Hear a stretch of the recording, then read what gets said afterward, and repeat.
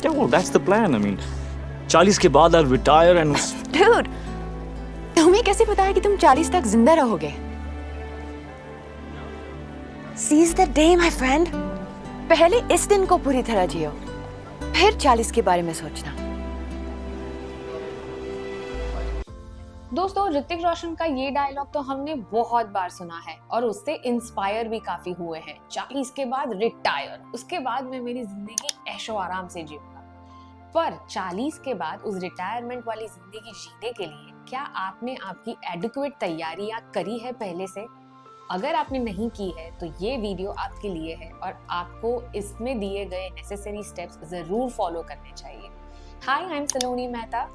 Welcome back to my YouTube channel green shoots wealth. आज हम जानेंगे नेसेसरी स्टेप्स 40s में आपको लेने चाहिए in your investment journey. The first and the foremost thing that you need to do is आपको आपके financial advisor के साथ बैठकर आपके फाइनेंशियल प्लानिंग और गोल्स को रीलुक करना है। फाइनेंशियल प्लानिंग की एक ये सबसे खास बात है, जब आप 20 साल के होते हैं आपका फाइनेंशियल प्लान एक अलग तरीके से बना होता है। जैसे जैसे आपकी उम्र बढ़ते जाती है, जैसे कि आप 30s के हुए, 35 के हुए, 40s के हुए, अब आपकी नीड्स चेंज होती है, इसीलिए आपकी इन्वेस्टमेंट प्लान को भी रीलुक करना होता है, आपको उसे चेंज करना होगा।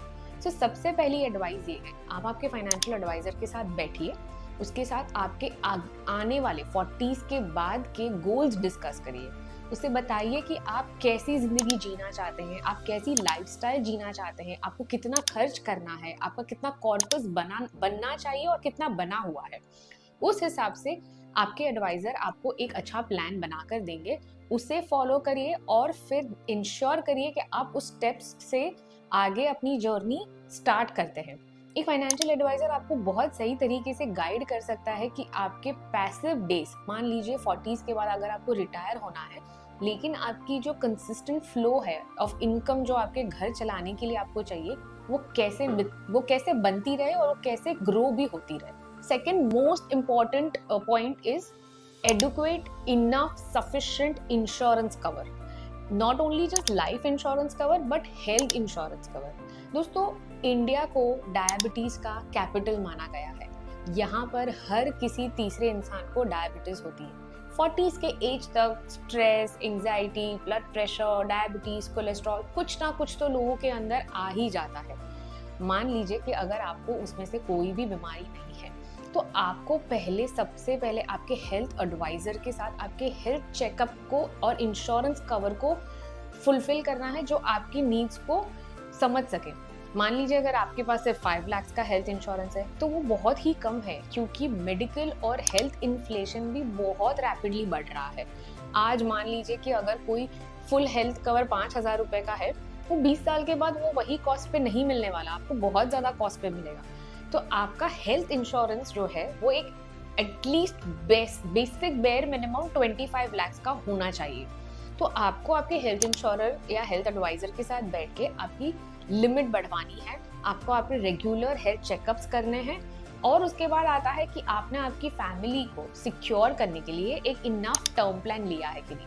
शायद इन सब चीज़ों को वर्कआउट करने के लिए आपके फाइनेंशियल एडवाइजर भी आपको हेल्प कर सकते हैं कि आपको एक राइट नंबर बताएं कि ये आपका हेल्थ इंश्योरेंस का नंबर होना चाहिए, ये टर्म प्लान नंबर होना चाहिए, ये रिटायरमेंट कॉर्पस होना चाहिए, ताकि आपको एक डायरेक्शन मिले कि आपको उसे किस तरीके से ड्राइव करना है। दोस्तों, लाइफ इज अनसर्टन, ये हम बहुत सुनते हैं। काफी बार ऐसी चीजें सुनने मिलती है कि हमने कभी एक्सपेक्ट भी नहीं करी होती कि बहुत सी छोटी उम्र में लोगों की डेथ हो जाती है, सडन डेथ हो जाती है। इसके पीछे आपकी फैमिली कभी सफर ना करे, इसके लिए आपको एक बहुत ही इम्पोर्टेंट डॉक्यूमेंट, जिसे हम कहते हैं विल, वो बनानी चाहिए। Age is just a number, we have heard it and is also applicable while making a will.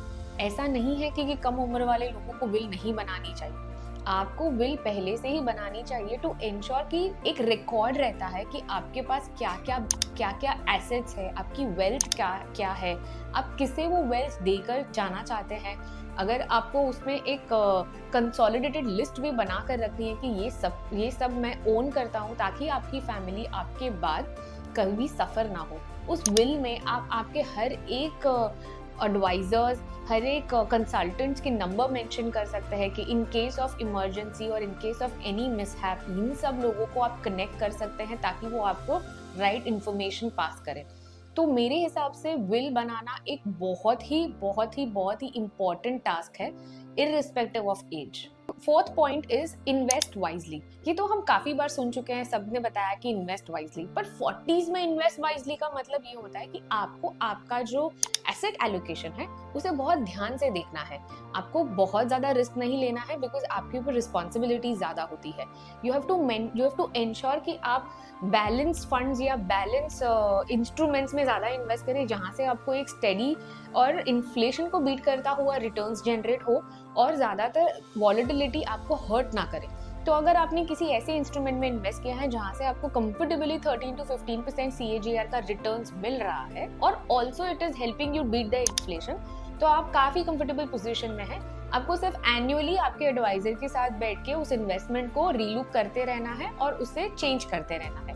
अगर आप ये कंसिस्टेंटली फॉर फ्यू इयर्स करेंगे तो आप एक अच्छे कॉर्पस को डेवलप कर पाएंगे और उस कॉर्पस से आप आपकी लाइफ अच्छे तरीके से इंजॉय भी कर पाएंगे।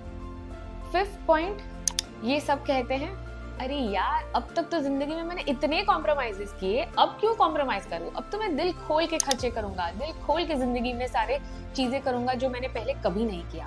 दोस्तों ये गलती मत करिएगा।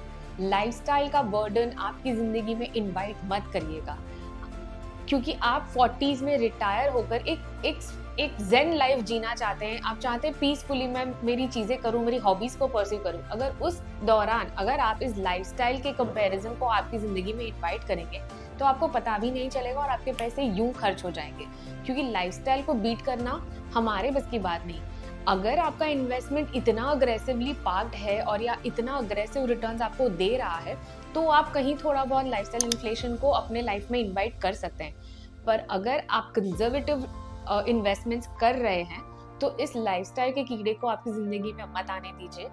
आप आपकी लाइफस्टाइल को थोड़ा सा फ्रूगल रखिए, आप थोड़े कम खर्चे करिए, थोड़े कंपैरिजन कम करिए, मैनेज करिए, वेल प्लान खर्चे करिए।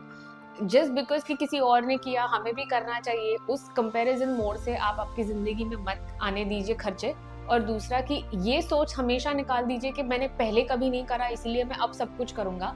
बिना प्लान करे अगर आप खर्चे करते रहेंगे तो आपकी जो वेल्थ है वो बहुत जल्दी खत्म हो जाएगी। इसे हम एक वेल्थ इरोशन प्लान कहते हैं, जब हम लाइफस्टाइल को हमारी जिंदगी में इन्वाइट करते हैं। आप आपके विशेस और डिजायर्स को फुलफिल करिए, लेकिन प्लानिंग के साथ करिए।